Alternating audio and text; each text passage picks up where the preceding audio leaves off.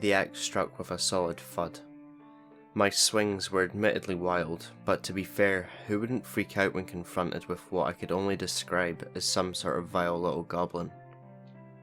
As the blade sank into its horrid slimy flesh, I was assailed with a smell that was both the stink of stagnant pond water and putrescence.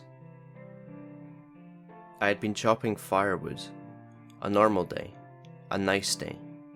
The forest had always brought me a sense of peace and wonder, and I loved being in it.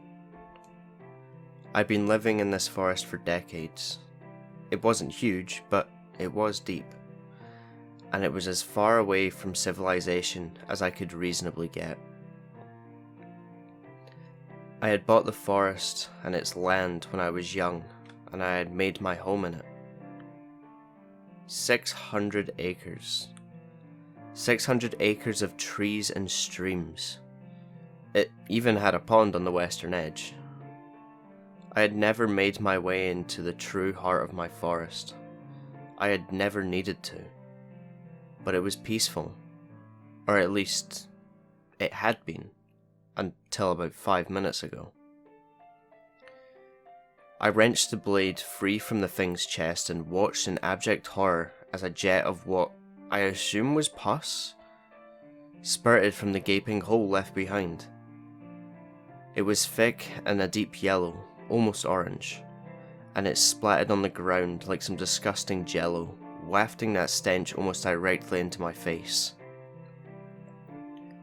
My skin grew hot and my stomach did a slow flip as the thing screamed in a baby's voice, high-pitched and keening. It pulsed against my eardrums. My heart thundered in my chest. I could feel my pulse beating in my neck. Every breath was thick and deep, and it burned. It was like breathing in pure ethanol. And that horrible screaming was maddening, like splinters in my brain. I smashed my axe into its face again, and again, and again, desperately attempting to silence those terrible cries. I could feel the sweat dripping down my face as I swung. Its skull was impossibly hard until finally, with a terrible crunch, its head caved, and it went silent.